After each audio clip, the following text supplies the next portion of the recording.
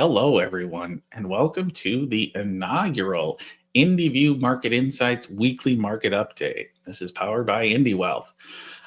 Just to give a background here, what we're going to do with regard to the weekly market update is just try to give you what we see as the most important events happening in the markets right now. Whether that was last week and continuing into this week, or what we see coming forecasted and what the announcements are going to be from an economic calendar perspective, just the things that we think are the most important out there to help you all understand what we're paying attention to in the markets. So with that said, let's get started. First and foremost, the Iran bombing. I think that's going to be the predominant story in the markets at this point right now.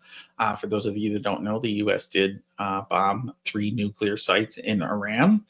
And right now, the reaction of the market's been relatively muted. So when Israel bombed Iran, we did see a pretty decent spike in oil prices as a result.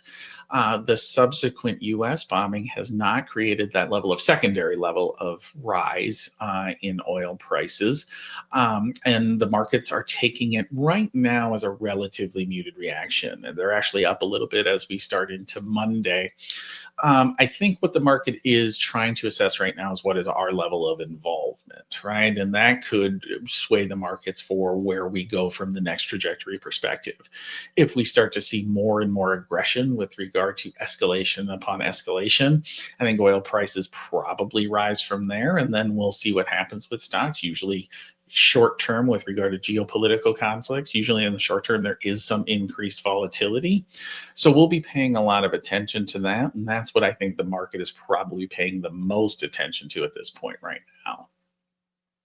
Second one is the Fed held steady.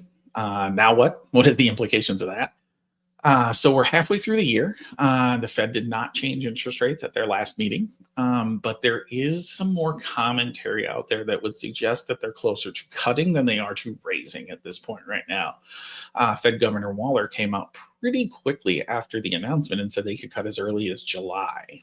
I still think they're probably a little bit more in wait and see than that. I think they want to see still the impact of tariffs on inflation. And I think they also want to see what the impact would be if we're going to continue to escalate those, if we delay some of those enhanced tariffs further, or if we just eliminate them completely based upon trade deals. I think that's what the Fed is looking at the most. Right now, inflation's impact, or at least what we can see, the impact of tariffs on inflation has been relatively muted. We have not seen any aggressive rise in prices going forward, but the Fed probably wants to see a little bit more data before they make that assessment. Whether they go too long and we go into economic contraction and they have to panic and make adjustment moves, we'll see from there. I don't think that's the case right now. Their base case scenario is for 2 cuts towards the end of the year. And I think if we're on the current trajectory, I think that's probably right. I think that's probably what you would see. What's always the change of that, though, is do we see a catalyst for change, whether that's, again, economic contraction causing the need to support, or secondarily tariffs or other things re-raising inflation to where they cannot be cutting during that scenario because they have to control prices. So we'll see, but I think the best case scenario, or our base case scenario right now, is for 1 to 2 cuts by the end of the year.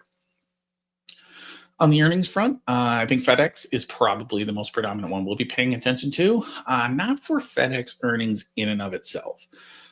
We don't own the stock here at IndiWealth, so it's not a company that we own, but we do watch FedEx for global shipping volumes and just their general perception about what's happening in the economy. To be completely honest, FedEx used to be more important in the past. It's a little less important now as we become much more of a service-oriented economy, but it still is important to understand what's happening around global shipping, especially in an area where we've increased tariffs. As a result, do our input prices accelerating, our shipping volumes starting to wane because people aren't ordering as much? What is happening there? They will have some insight into that, and that's what we'll be paying attention to with regard to FedEx earnings.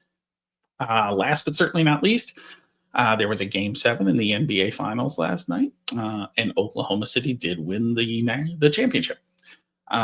Is a little bittersweet for me. As a Timberwolves fan, they eliminated my team, so I wasn't terribly happy about that, but Honestly, OKC was probably the best team for the most of the year, if not all the year. It took them, a couple of game sevens to win the championship, and they had an earlier one in earlier rounds, and then this one. But at the end of the day, they prevailed, and congratulations to them. The other bittersweet side of that, though, was Tyrese Halliburton for the Indiana Pacers, who Oklahoma City was playing. Looks like he tore his Achilles, which that is a nasty injury. And Tyrese Halliburton is an excellent basketball player, and so I'm wishing Tyrese a speedy recovery. And I'd love him to see him back on the court soon because he's a good and fun player to watch. But congratulations to OKC. And with that said, we're going to leave it there. As I said before, this will be kind of our Monday Kickstarter. So you will see me again next Monday, where we'll have a discussion about what's going on in the markets then. Until next time. Take care and thank you.